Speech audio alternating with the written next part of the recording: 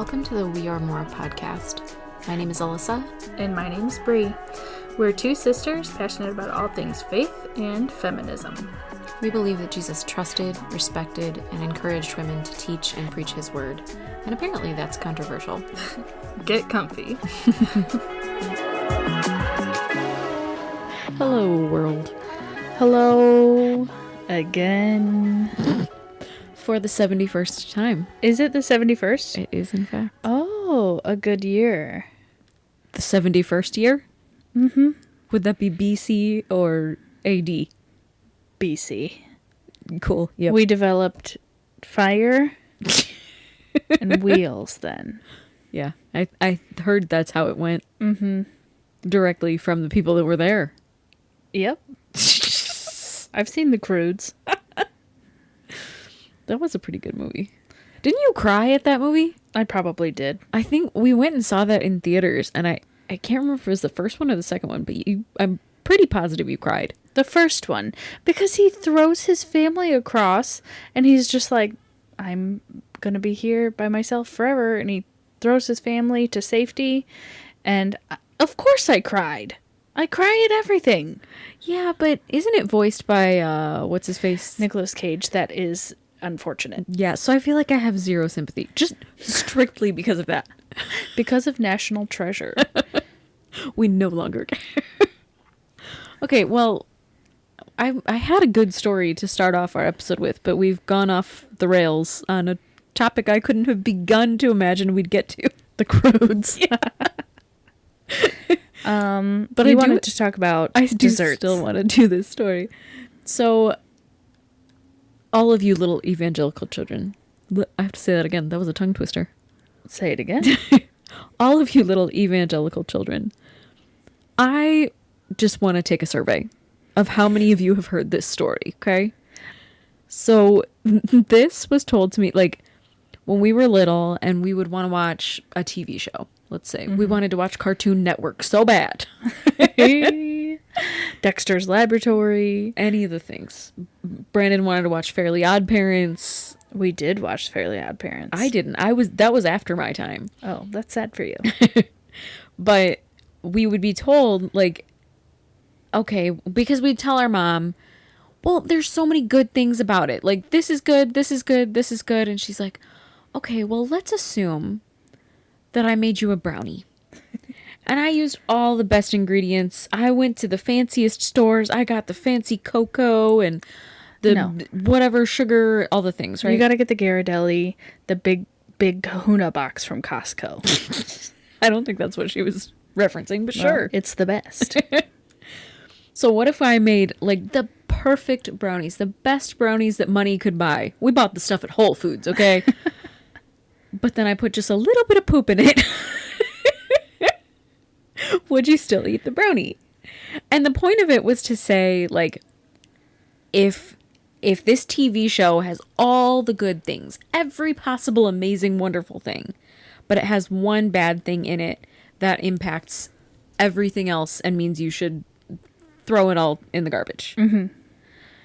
And this was a story that I probably got told a billion different times. It's almost like family lore. Yeah. Now we just say, you want a little bit of poop in it? Little bit of poop. You don't even have to tell the story. It's just that little bit. Or you could say, like, but is it a brownie? Mom, this movie's really good. There's just a little bit of poop in it. Or a lot of poop. Sometimes. It depends on the movie. But I tell the story to lead us into today's topic. Now, if you listened at the end last week, we said we were going to do a couple of episodes on what is sin and what is love. Baby, don't hurt me. Yes. Yes. If that falls on your chest one more time. This is good. It's not. I'm hands-free, but I am having to stay very still. I don't know if you've noticed that, but I'm not, like, moving. Good. That's good for you. You never move. No. I'm very still. Anyway. But instead, we decided to take a little bit of a break. We'll be back to those two topics next week. But we thought that it was important to talk this week about something that happened. Yes, I turned 31. She did. She did do that. And on the very same day that she turned 31, something else happened. You Caleb, we gotta cut out the laugh. say, God gave me a gift. You can't do it. Okay. I turned 31 August 21st. I think you can figure out what year I was born if I tell my real age. So I turned 99 on August 21st. Something else happened on August 21st. 2025. Dr. James Dobson passed away. Now, if you don't know who Dr. James Dobson is, or was, I guess, in this case, I mean, his legacy lives on. unfortunately. I'm going to keep it as is. Yeah, I'm not. I'm going to say unfortunately. But Dr. Dobson was someone who's extremely influential in like the American evangelical scene for a long, long time. If you grew up anywhere in a church in the United States over the last, I don't know, 40 years, you either heard this man's name or at least felt his influence. Not even if you were a Christian, because his reach was just across the U.S. In general, because he advised, I think it was 5 U.S. presidents throughout his time, starting with Ronald Reagan and ending with Donald Trump. So let's talk a little bit about who he is, and then we'll talk about... You might be wondering why at his death we're like, gee, let's talk about this, and why I told the brownie story. But I feel that it will become clear in just a minute. So I want to talk about a little bit about his background, first of all. Like we said, he was a very influential pastor. He was a very influential political figure, even though he wasn't like an elected political official. He was very influential in homeschool circles, in child raising topics. I don't really know how to say that easily. So his background, he was born in 1936. a good year. He was 89, I believe, when he passed. And he had a Bachelor of Arts in Psychology from Pasadena College, and then a Master's and PhD in Psychology and Early childhood development. from USC. He did not, however, have a religious education. So remember what we've said about him. He had huge influence in evangelical circles, huge influence in the church. He was a pastor, and yet no formal religious education. Yep. Which is the same issue that we talked about last week with Doug.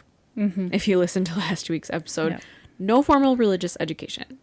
He did grow up in the faith. His great-grandfather, his grandfather, and his father were all ministers in the Church of Nazarene. Church of the Nazarene. And he claims to have become a Christian or asked God into his life when he was the age of 3. Which, I mean, is lightly concerning, considering that I have a 3-year-old and he doesn't understand any of this. But that's kind of where he pulls his religious education from. And I'm not saying that, I mean, we grew up in church. I'm fully aware of how much of the Bible we were exposed to, how much of all of the biblical rhetoric and all this stuff. Like, I mean, I'm sure most of you know too. There is some level of religious education there. In Sunday school, in Awana, in Sparky's, in all of the things that we did in VBS. But I would never look at you and say, because I've been in church for the last many, many, many years, have the education level to teach a whole church. Well, you think like teachers. Let's say science teachers. They don't just go to school and learn science. They learn how to teach. Right. And they spend student teaching hours learning and perfecting their ability to actually teach. Knowing the information is one thing, fantastic. But being able to communicate that to someone else and help them learn is a completely different skill. Right. And that's assuming that you do have the biblical knowledge. And it's just like with Doug, and we'll talk a little bit more about why he was so problematic and the issues with him. But just like with Doug last week, when you are your own education, you're in an echo chamber and everything that you say sounds amazing. And I think especially in the evangelical world, I mean, I'm not trying to be racist. He's a white man. Mm-hmm. So the world is at his fingertips. Mm-hmm. So everything that he has ever thought is truth. Well, he's extremely privileged at the end of the day. He is in a position of privilege that he doesn't recognize. And we'll see that through many of his quotes, many of his racist, sexist, homophobic quotes, that he was the center of his own universe. And I think what's dangerous about him too is he did pursue a different kind of education than his father, his grandfather, his great-grandfather. He went to school for psychology. Mm-hmm. He became a doctor. So when you slap that name doctor onto your title, whoever you are, Dr. James Dobson, now all of a sudden everything that you say is truth. And that's where we're going to get into kind of focus on the family and all of that, what he founded. But because he had that title, he was able to manipulate the Christian people into believing that literally everything that came out of his mouth was the gospel. Straight from God. He blended the Bible and psychology to what worked for him. Mm-hmm. Yeah, and I had a point. Like a pencil? Yeah. I've seen a lot of comments. There are a lot of people covering this topic right now because obviously, like, he just passed away. And I've seen a lot of comments of people saying, like, well, you shouldn't be talking bad about someone right after they've passed. Like, that's disrespectful, et cetera, et cetera. But I do think it's important that we talk about this right now, especially in the climate that we're in the U.S., but also globally. Mm-hmm. And the way the Christian church looks today. Mm-hmm. Because if we can't look at this man and say, I'm sorry, but yeah, he was the brownie with poop in it. And acknowledge that, like, okay, because I've seen a lot of comments online of like, well, I had a great experience with his teachings and they were so influential to me and blah, blah, blah, blah, blah. Okay, let's assume that you utilized some of his teachings from his many child rearing books and whatever, and they didn't cause your children to be abused, which would be surprising. But let's assume that's true. Let's assume that you really did actually have a great experience with his teachings. That doesn't negate the amount of abuse that came from his teachings. Mm-hmm. The amount of abuse in God's name that came from James Dobson. And we're not just talking a few people. Mm-mm. We're talking millions of people. His radio broadcast... His radio broadcasting? Broadcasts. His radio broadcasts, Focus on the Family, etc., reached like 100+ different countries. Mm-hmm. It reached millions of Americans. And now we're watching, like, as you're scrolling through TikTok, at least our algorithms, are all these people around our age celebrating. Or at least, if not celebrating, at least... They're celebrating. Let's be real. They're celebrating the death of this man because he caused so much abuse and so much trauma in their childhood and in their life. Right. And now that this person is gone, they feel like they can breathe again. Right. So let's talk about just some of his general stances, and then we'll go into some of the quotes. Some of the truly, truly horrific quotes from this man. So Dr. Dobson founded Focus on the Family in 1977. So this was a good bit before we were born, thankfully. He did leave Focus on the Family, did you know? I didn't know that, actually. 2009, due to philosophical differences. I have many philosophical differences with him. He, during that time, wrote many, many, many books. Mainly focused on, the family. If you go back and watch any of his interviews, his idea was like, the family is the end all be all. It started in Genesis, one man, one wife, they come together, they make a baby. Like, if you don't get the family right, you don't get anything right. And he is quoted as being like, if you want a strong country, you need a strong family. Which, okay, strong families are great. Don't get me wrong. Like, I think it's very important to have good relationships with the people in your household. However, what does that say to the single mom? Oh, he has stuff to say to the I single know, but that's what I'm saying is, what does it say to the widow? What does it say to, countless people who don't have a standard nuclear family? And he's very, like, traditional family values. Right, That's exactly. what he thinks. But what tradition do you want to follow? Because lots of other countries have different traditional family values.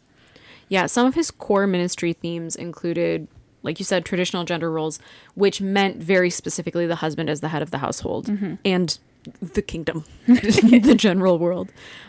He also focused on corporal punishment for children. So lots of spanking, and spanking with a belt, spanking with a switch, like way further than anything that most of us would be familiar with. His theory was because Christians believe that you can get saved at a very young age. So he got saved at 3.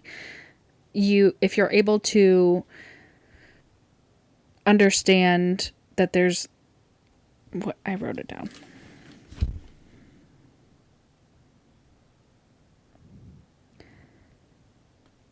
If you're capable of making like profound spiritual commitments, you're capable of being punished and understanding right from wrong. And so as parents, you have to discipline. I saw a post on the Naked Pastor's page this week about his stances on punishment. And he was quoted as saying that you can start spanking your children at 18 months old. And so then the Naked Pastor's post said that he had heard parents saying that they couldn't wait until their child was 18 months old so that they could start spanking them. And that's the tip of the iceberg. We'll get into it some more as well. He also has, no great shock, was very anti-feminist, very anti-LGBTQ. He was extremely political, as we said, really involved in Christian nationalism, in the Christian right-wing circles, pretty much always. Which I find interesting because one of his quotes, I was watching an interview, he said that the Republican Party cannot save us. The Democratic Party cannot save us. There's only one that can save you, and it's Jesus Christ. So why can you justify that? But now all of a sudden you are part of the Republican Party. You are advising only Republican presidents. It confuses me. Well, I think it's really easy for people to say the right thing. Like that's correct. He's absolutely correct in that. But what gives him more influence at the end of the day? If he were to advise a Democratic president, all of his followers, because they are his followers, all of his followers would say, whoa, whoa, whoa, whoa, back it up. Hold up, wait a minute. And he may lose some of them. So what gives him greater influence and control in his world? Even though, at the end of the day, he could intellectually say the right thing. And sometimes you stumble upon the right thing, even when you don't really try. Sometimes there's good ingredients in your brownies. And sometimes there's poop. Let's see. I'll pull up some quotes. Okay, so one of the books that he wrote is called Dare to Discipline. Yeah. I think anybody who's that obsessed with punishment, specifically of children, we should all be wary of. Yeah. Well, I mean, so many of his books focus on this. And one of the important aspects here is that he didn't actually do a lot of research for his books. He did a lot of anecdotal evidence, a lot of, well, I had these people in my practice, or these people were in my office one time, and he would draw conclusions from that. But there weren't like broad surveys going on. He wasn't pulling research from different studies. This was James Dobson's thoughts and opinions. And because he was a psychologist, because he was a doctor, and he blended psychology with the Bible, he kind of manipulated all these parents into believing that, like, oh, here's what the Bible says, and here's science to back it up. And because I'm a doctor, I'm going to tell you the correct way to raise your children. And so people looked at these books as literal guidebooks on the correct way to raise your children. And if you just followed these steps exactly, you would have these perfect, complicit, obedient, moral children. But really, it was just abuse. Right. Which results in, and I'll read a quote in a second, but it results in, like, today when my husband and I had our kids and we took a stance and said, like, we're not going to spank our kids. And in Christian circles, that's like blasphemy. You're not going to spank your kids, but the Bible says if you spare the rod, you spoil the child. And somehow, because of very directly James Dobson, spanking became biblical. Yep. And not just spanking, because in Dare to Discipline, he says this: pain is a marvelous purifier. It is not necessary to beat the child into submission. A little bit of pain goes a long way for a young child. However, the spanking should be of sufficient magnitude to cause the child to cry genuinely. Just sit in that for a second. Now, there are some people out there who would be able to read some of his books and pull the good bits out, or understand that they love their children and they don't want to hurt them. But there are a lot of people, like you said, who can't wait until their kid's 18 months so they can start hitting them. And these people believe that this is what God wants. He's sitting there saying, this is what God wants you to do. If you don't do this, you as the parent are sinful. Well, he also says, essentially, love is pain. And if you're not physically, at the end of the day, abusing your children, you don't love them. Right. So you want to make sure that your kids feel loved. So let me go get the belt named Bertha. Actually, Sheila Ray Gregoire, who we talk about quite often, has a post up on her page, and she talks about how conflating love and abuse like this, love and spanking like this, has led to a lot of, like, sexual issues for people. And I would recommend going and reading it. I'm not going to go into it a whole lot because she's talking about things that would take me a long time to, like, explain and dive into. But when you say love is pain, that's going to mess somebody up. Well, even if it's not, sexual, what about just getting into a relationship with someone? You're, like, however 10 times more likely to get yourself into an abusive situation. Because not only are the women thinking that love is pain, but also the men, too, are thinking, oh, this is how I show love. Right, exactly. And that's it. It follows you. This teaching follows you everywhere you go. And then you have parents like me that say, like, no, we're not going to do this. And the expectation is that I'm going to have children that are just wild, that are running naked through the streets, okay? Hey, they might. But the simple reality, as a parent who has had children and who has raised them this way, is that kids are relatively reasonable people. Shocker, they're humans. And they have the ability to listen to you if you respect them. But also, let's remember that every kid is different.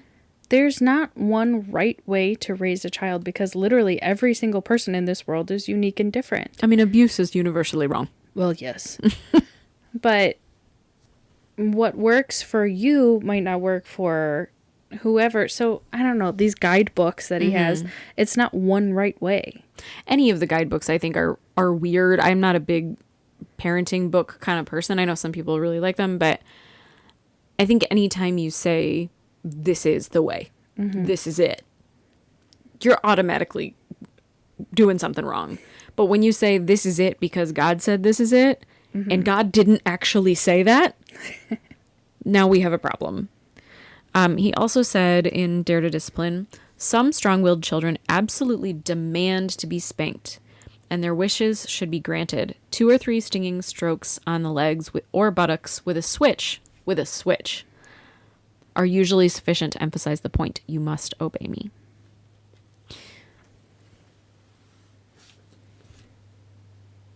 I don't know.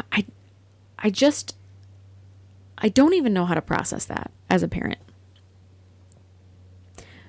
Because that's abuse. Mm-hmm. You can't, there's no ifs, ands, or buts about it. You cannot argue with me on this. That is abuse. That is reportable abuse. And you should love your children, right? Like, you brought them into the world. If you don't love them, then it's time to find them someone who does. Mm-hmm. If you love your children and you look at these people that you've created and that you love, for women that came out of your body or that you've adopted and chosen to love, how can you look at them and say, because I love you? And that's what a lot of the people who were raised under Dobson's rule will say, is their parents said, because I love you, I'm doing this. Because I love you, I'm going to hit you. Even though I told you not to hit your sister. Mm-hmm. How do you do that? It doesn't make sense in my head. Because you're right. If you're telling them to not hit, but then you hit them, how does that make sense? Mm-hmm. And also, I feel like, are you doing this punishment? Are you spanking your kids while you're angry too? Mm-hmm. I think more often than not, you are. And where is the line then? Mm-hmm. You'll hear some parents that are like, I sit in my room for a little while to make sure I'm not mad before I spank them so that it's not done in anger. Do you think your kid cares? Do you think that's notable to them? Well, my parent wasn't angry with me when they hit me. Mm-hmm. So that makes it better. And also, I think it's just hard to gauge. Are you hitting them at the same rate every time? Mm-hmm. Or when you're angry, does it hurt a little bit more? When you are done with a long day of work, does it hurt a little bit less? I think, and now I'm not a parent, but I think it would be better to have the same, like, punishment that you can gauge. Like, you do this, this goes away. You do this, you go sit in timeout. Mm-hmm. Something that's measurable. Mm-hmm. Yeah, and those are things, and I hear all the time from, like, the older generations of parents, like, oh, this generation's soft. You're raising soft kids, blah, blah, blah. Because, we're not hitting our children. Kids are reasonable, guys. Now, every kid needs different things. I understand that. No kid needs this. Mm-hmm. No kid needs this. Your kid may need a professional to step in and help them understand their emotions. Yeah. Your kid may need longer timeouts. Your kid may need their video game taken away for the week. There are different things. But when you respect anyone, eventually that respect will come back to you. Because they'll see that. Mm-hmm. Treat your kids like, people. Like, that's all you have to do. Mm-hmm. And you'll be okay. They'll be okay. Give them that base of love and confidence. Like, radical, wild confidence. My daughter tells herself she's beautiful every single day. And she should. And you should. Mm-hmm. Another book, and I do wonder often why he wrote so many books that seem to just sort of be copies of one another. Money. Well, yeah. But other than that, another book was The Strong-Willed Child. Let's see which one I want to read from that.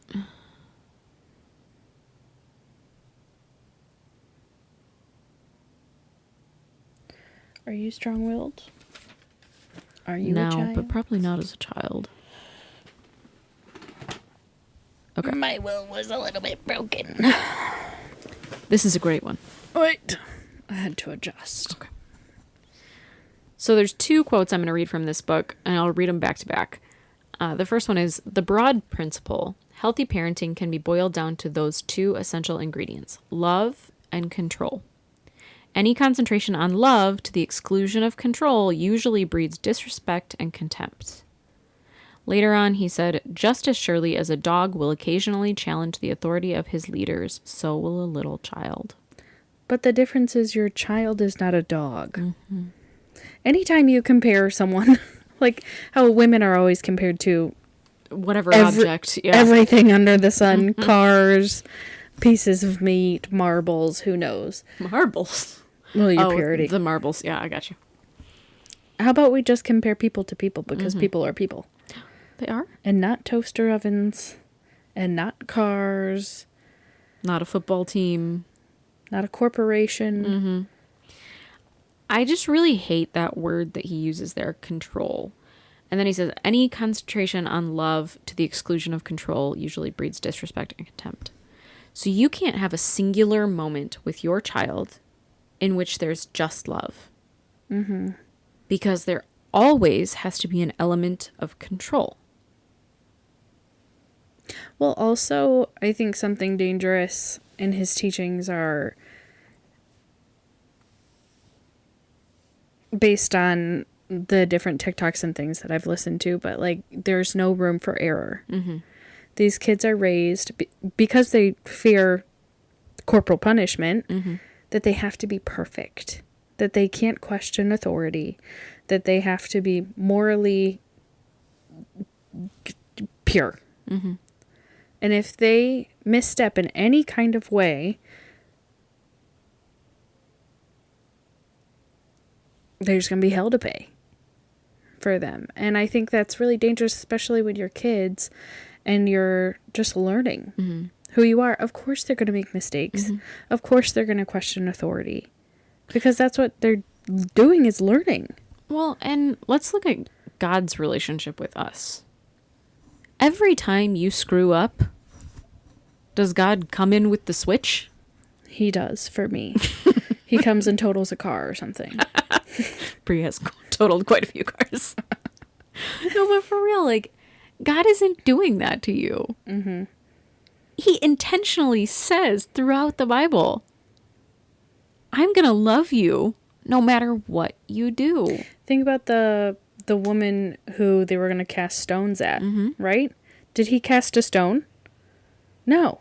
He said, whoever is blameless, throw the first stone, go ahead. And he could have. He was blameless, but he didn't. And that's just shown over and over. It's all over the Bible. That's the point of the Bible, isn't it? God loves you no matter what you do. And God's not sitting there with a little tally mark. Oh, Bree screwed up 45 times today. Think about Jesus on the cross. He took on all of our sins.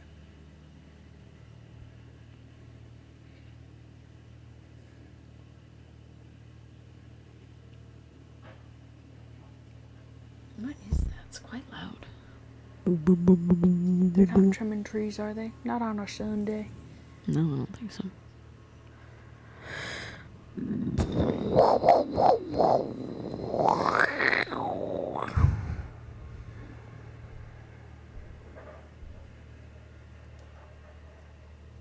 Peek out the window.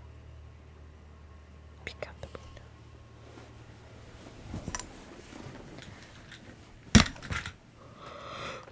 I can't see anything out the window. Oh, it's nothing.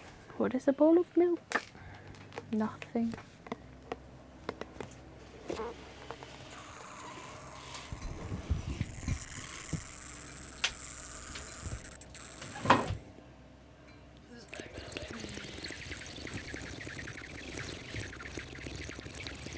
Stop it.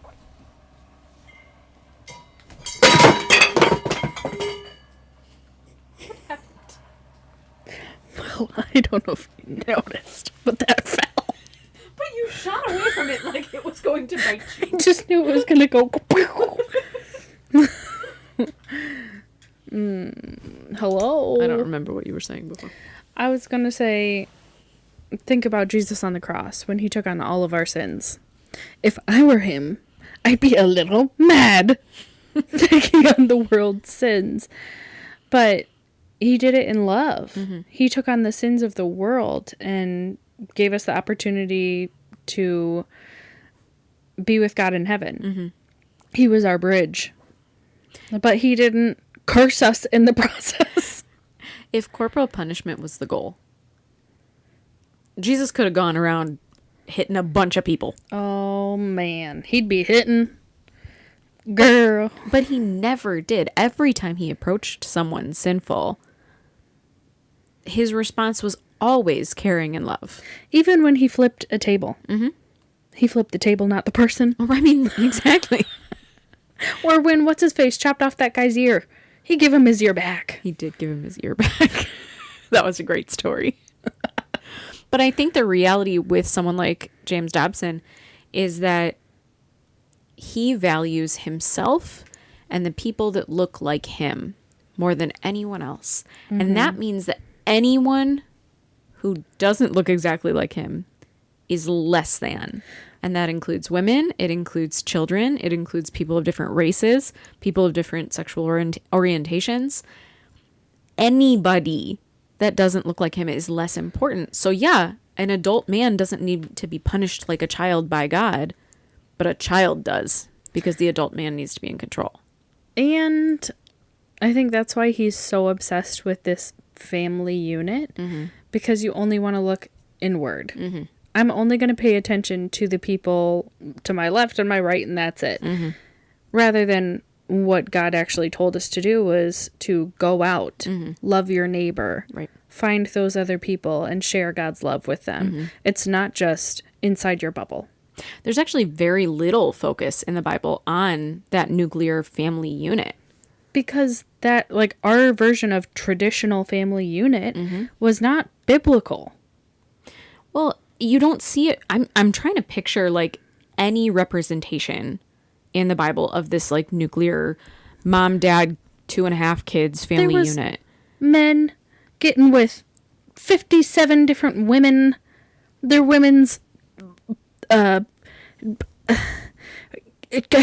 want to help you, but and I don't know that where guy was 600, and then there was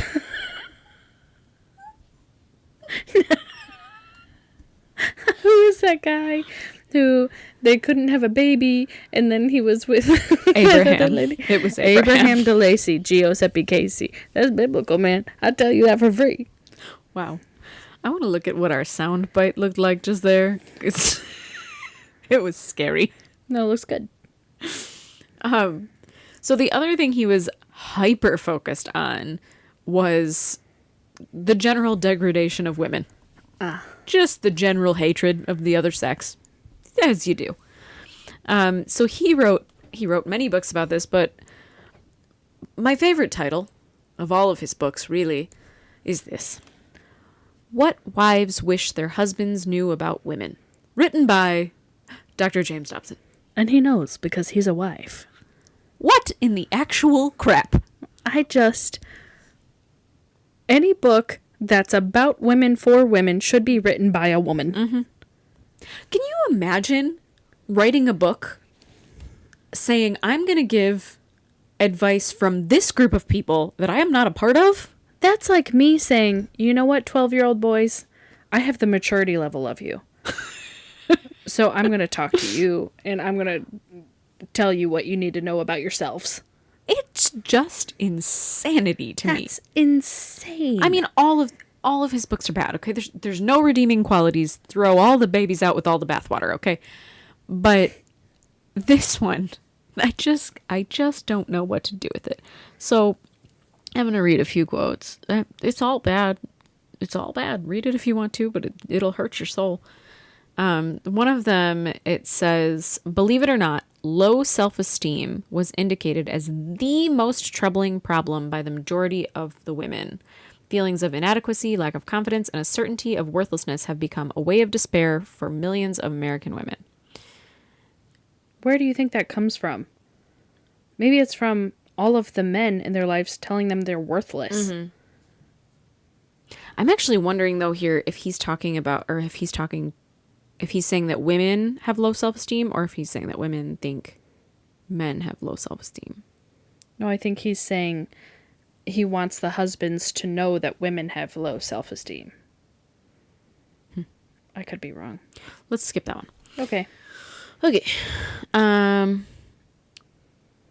So another one, or one of them, is men derive self-esteem by being respected. This is a major theme in a lot of his things. Mm-hmm. Women feel worthy because they are loved.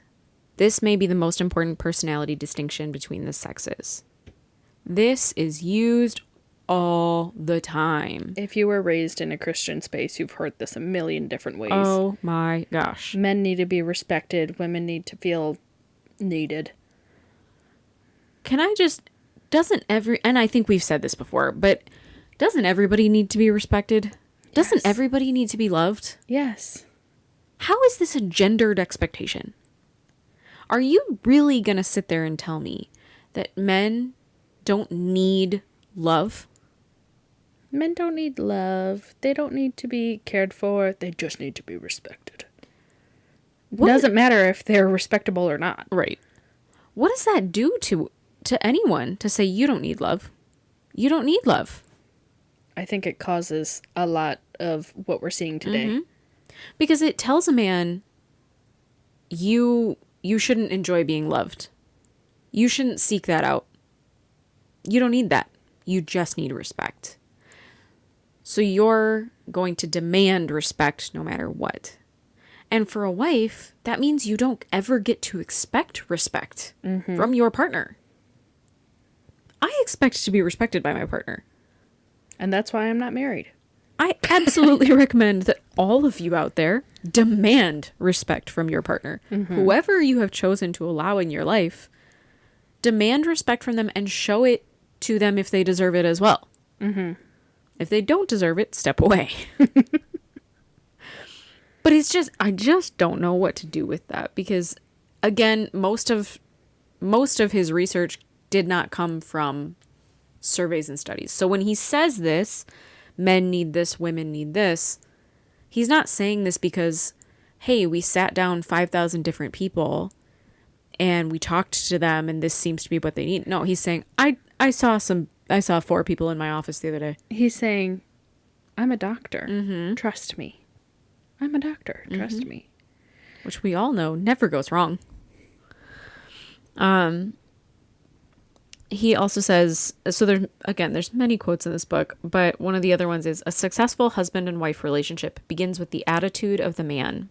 He has been ordained by God as the head of the family, and the responsibility for its welfare rests upon his shoulders. I think the whole concept of head of the household is super problematic.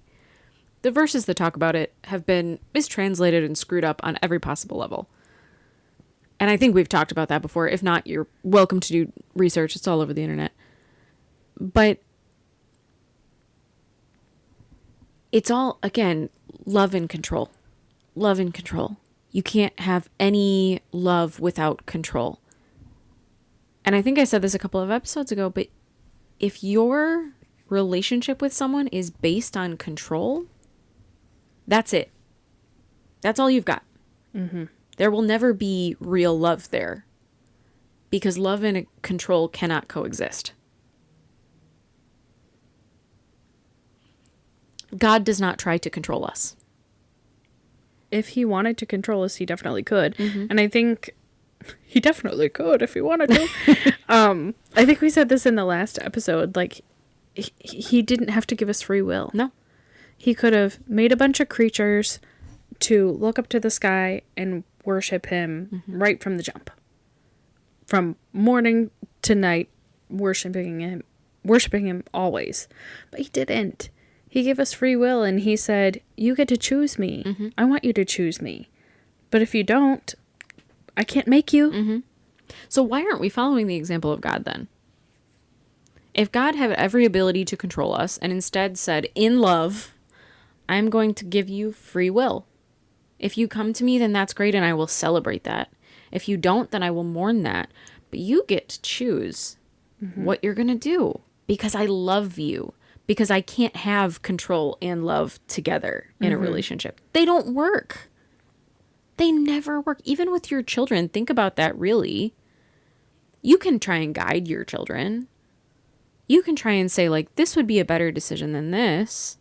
But at the end of the day, you cannot control what they do when they're outside of your space. And if your relationship with them is based on control, not advising, not trying to show them the right way, but control, you're going to lose. Well, isn't that what parenting is, though? Again, I don't have children. But you're trying to raise up adults that are able to think for themselves, who will make the right decisions. And that comes with a certain level of trust in them and of yourself.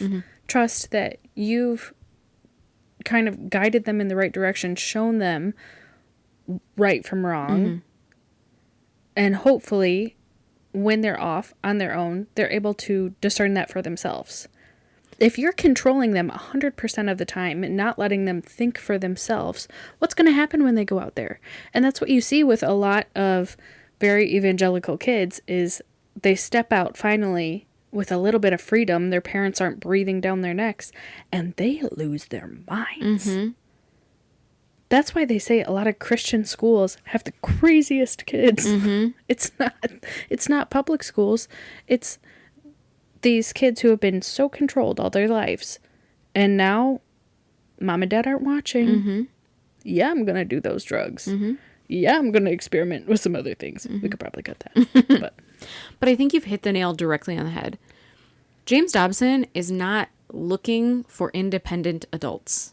He does not want you to raise independent thinking adults. He wants you to raise adults under his umbrella. Yeah. Because those adults, in theory, and obviously this doesn't work out most of the time because you can see all over TikTok, but those adults, in theory, would not question his teachings. Yeah. Would not question the way he tells them to vote. He doesn't want people to question him at all. Exactly. So if you raise up your kids in this hyper-controlled environment, if you keep your family unit in this hyper-controlled environment, and you abuse them all into submission, then maybe they don't question anything. Maybe they just follow along because it's what they were taught to do. Well, I mean, he goes so far as to, they created this thing called Plugged In. So he has Focus on the Family, which is like this broadcasting radio show, which a lot of us kids listen to, the evangelical kids, like Adventures in Odyssey, and these little radio programs that were geared towards kids to show them, you know, good morals, right from wrong, whatever.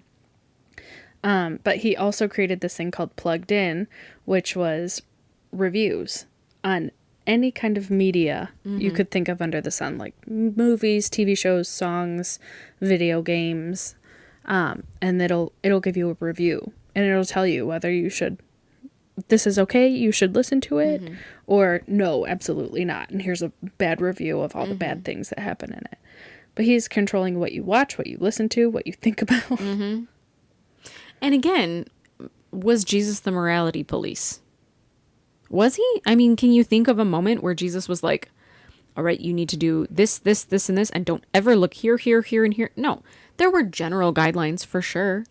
The Bible is full of kind of these guidelines of, yeah, this is better, this is not as good, you know, and there are some absolutes. But it wasn't like, if you watch Hocus Pocus, you're going straight to hell. There's no turning back.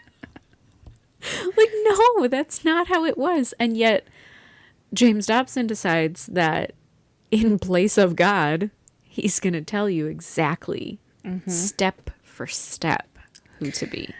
I was also, this is kind of off topic. Kind of. But I was thinking about this the other day on one of my driving thoughts. There was such a focus on not being worldly when we were growing up in the very Christian space. Anything secular was bad. And you had to stay away from it at all costs. But when you think about it, like, God created the world, right? And he said it was good. So why are we so scared of anything that's not in our Christian bubble? We're so terrified of anything that's not Christian approved and Christian stamped. But God made this world. So why can't we enjoy it just a little bit? I think it's because they always say, like, we're supposed to be in the world, but not of it. They just have, the broader Christian church has misidentified what I think the issue is that God's trying to say there. When he says, be in the world, but not of it in the Bible, actually, that might be Paul. I'd have to look it up. When the Bible says, be in the world, but not of it, it's very specifically referencing, like, be different than these people who are hurting each other. Be different than these people who are hating each other. Love one another. Show God's love to everyone, to your communities. Be different.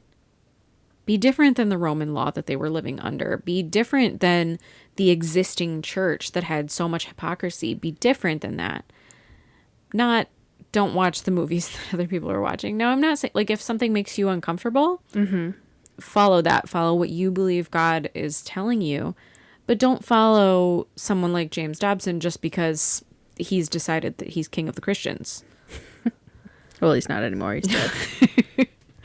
Another thing that he had big issues with, well, you know what? We're going to need to move on because there's many things. So he was very into purity culture. That was a big thing with him. And I'm going to have to, we're going to have to speed through a little bit more of this because there's just so many issues with this man and I cannot get to them all. But he was very into purity culture, very into the women's value was within their purity. And in addition to that, that it was the woman's responsibility to keep the man pure. That it was the wife's responsibility. Now, he talked often about, about things like lust. He talked about girls dressing modestly because boys and men can't control themselves sexually. And that's seeped into so much of our culture. And I'm sure that that's not like a just him statement. But I saw it on Facebook the other day in my daughter's school's parent group. Somebody had posted that their daughter had been dress coded several times this week. Now, I don't know anything about the situation, but their daughter had been dress coded and she was saying, like, this is insane. Why are we policing girls' bodies? And another parent came on there and she said, well, I have a son and he's about whatever age. And at that age, they're looking at the girls and they're sexualizing these girls if they're in certain clothes. So these girls need to be dressing a different way so that they're not treated as sexual objects. This is not a direct quote, but that was the very absolute message. This is a modern day parent. This was not a Christian group. This was like a public school group.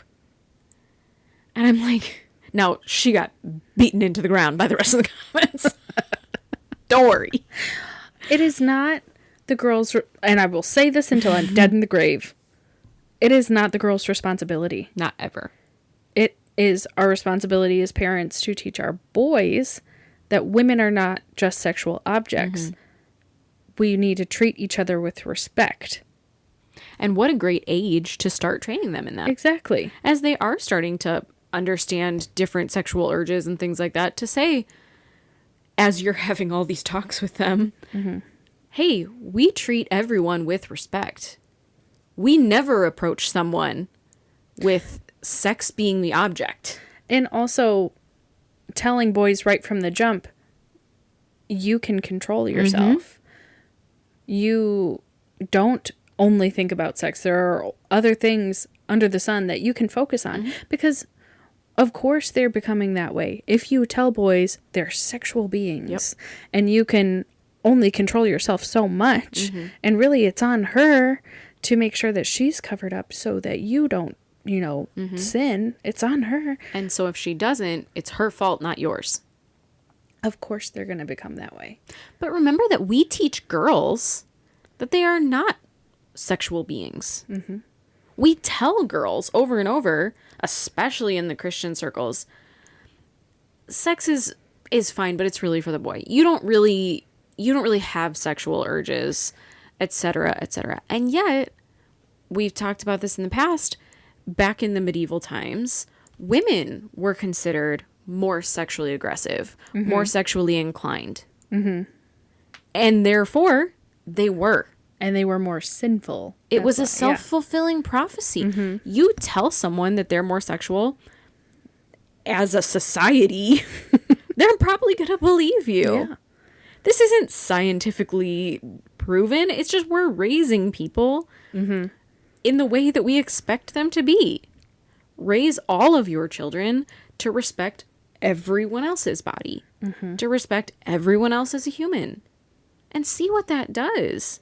instead of telling girls that they need to police themselves, because you're never going to get every girl to police themselves. No. But you can get all of your children to respect themselves and others. Mm-hmm. As long as you're good parents. That was a little rant. We never do that. No, we don't never do that. He also, there's many things within purity culture that were big issues. One of the things that he says in relation to that in his book Preparing for Adolescence, he says boys are sexually aggressive by nature, and girls must recognize this fact and be cautious in their relationships. Yeah. In Straight Talk to Men and Their Wives, he says Not gay talk. Not gay talk. He was very against the gay talk.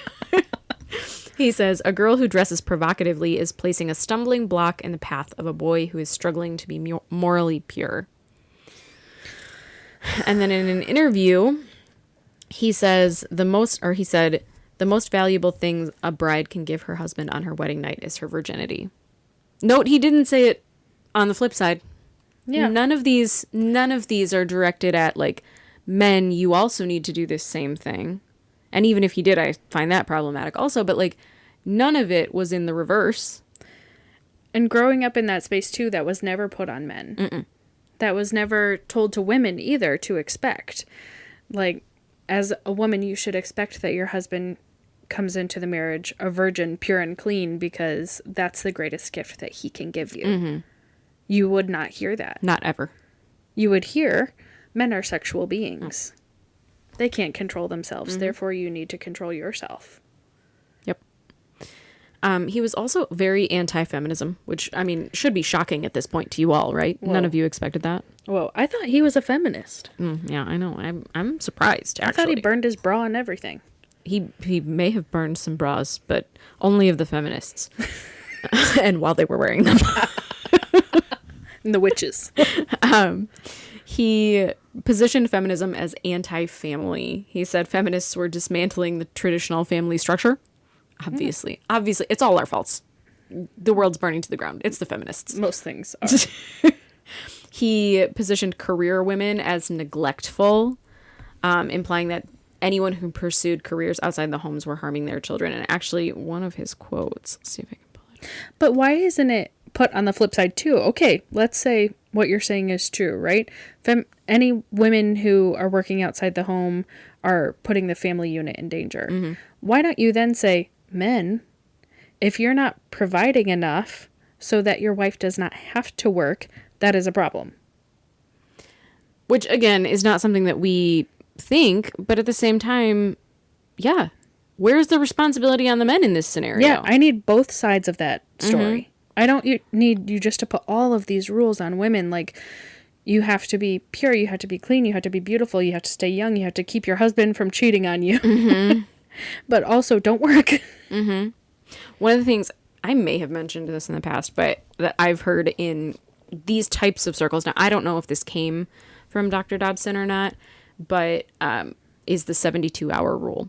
Now, this was not something that I heard in churches, but it is something that I've seen a lot of very conservative Christian women say.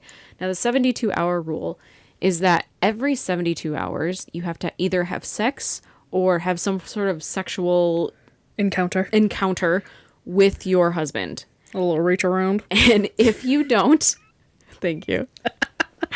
Dad's going to die. Sorry, Dad, don't listen to this episode. And if you don't, you are not only causing the ability for him to stumble, but you're essentially causing him to cheat. You have caused that scenario. Putting it on women. Again, not on men. No. And there was no, like, for most of these women, there were no exceptions for, hey, I'm on my period. Mm-hmm. There were also no exceptions for, hey, I just had a baby. Oh my gosh. There were so many stories. Because it's presented like this. Because women are objects. Because if you don't, he'll stray.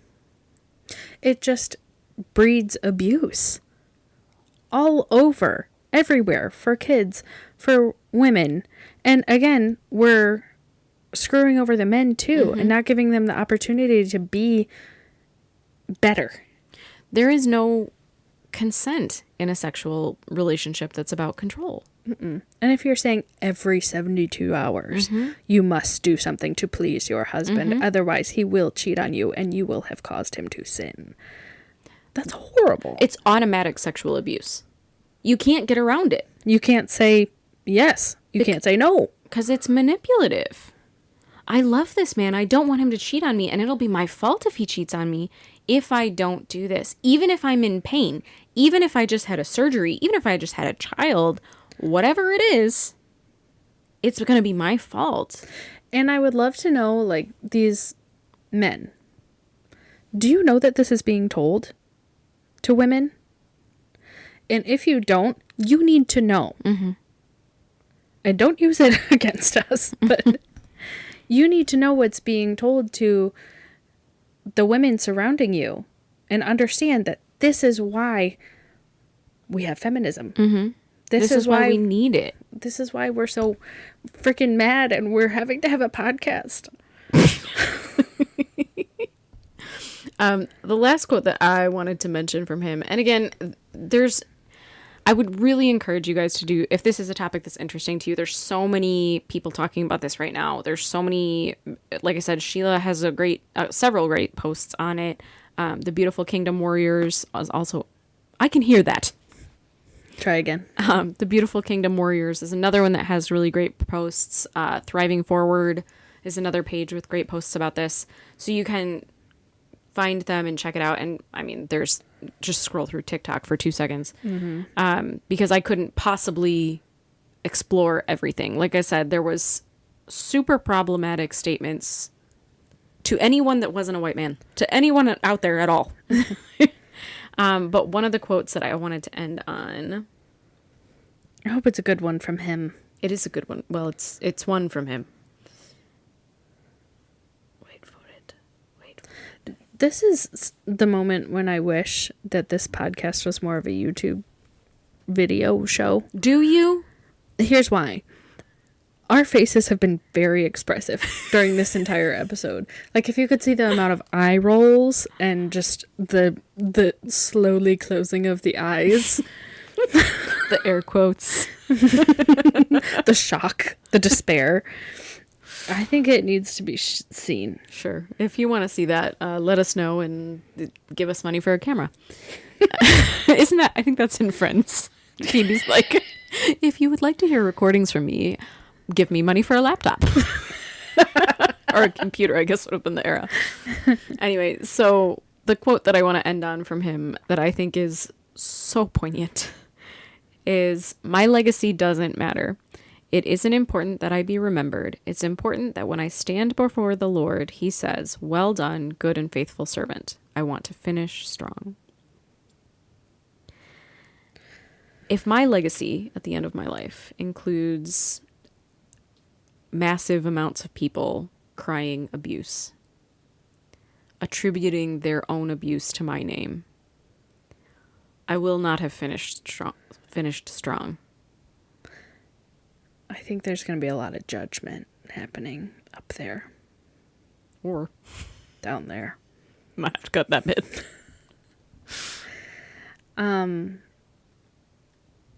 Yeah, all it takes, like you said, is just scrolling through TikTok for a couple of minutes to see all of these people crying out and saying, I was abused in this guy's name. And he claimed it was God. And so I walked away from the church because what I learned growing up was God's love was painful. And I didn't want to be a part of it anymore. And we need to believe them. And there are so many people crying out right now that Christianity as a whole is painful. And they don't want to be a part of it anymore. And I feel like God's up there crying. Because that's not what he ever intended. He intended love. He sent his son down to die for us so that we could go up to heaven and be with him. And right now, Christianity has nothing to do with love. It's only hate. I struggle even to call myself a Christian on a lot of days because of the associations. Because of what it looks like to people. I prefer to call myself someone of faith. Or like some people will say, like, I'm a Christ follower, etc. Because the word Christian has just been drugged through the mud. On every possible level.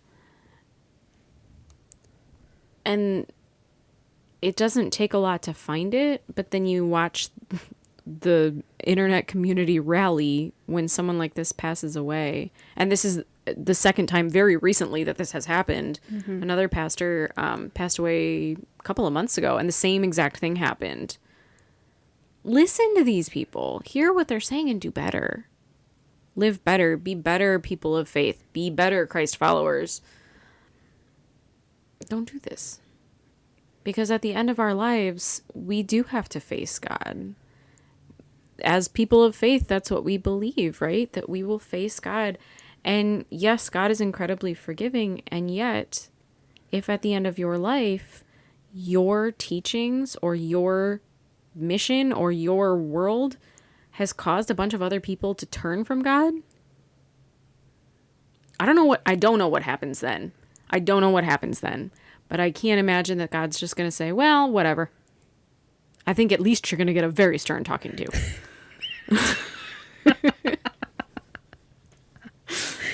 And maybe you have to come back as a bug. Yeah. Couple of bugs. Yeah. So what we're saying is throw away the poop brownie. Step away. Or eat the poop brownie. You know, don't do that. Live on the edge. I'm confused by this analogy now. It's getting late, guys. We ran out of coffee like a really long time ago. All right. So next week we will head back to our regularly scheduled programming. I'm sorry if this episode's a little bit longer than normal. It may be. We'll see how editing goes. No, I think it'll be fine. We just had a lot to say. We had a lot of thoughts. And frankly, I have more thoughts. It's hurting my soul to talk about this. We didn't even get into the political stuff yet. Oh, boy. Crap.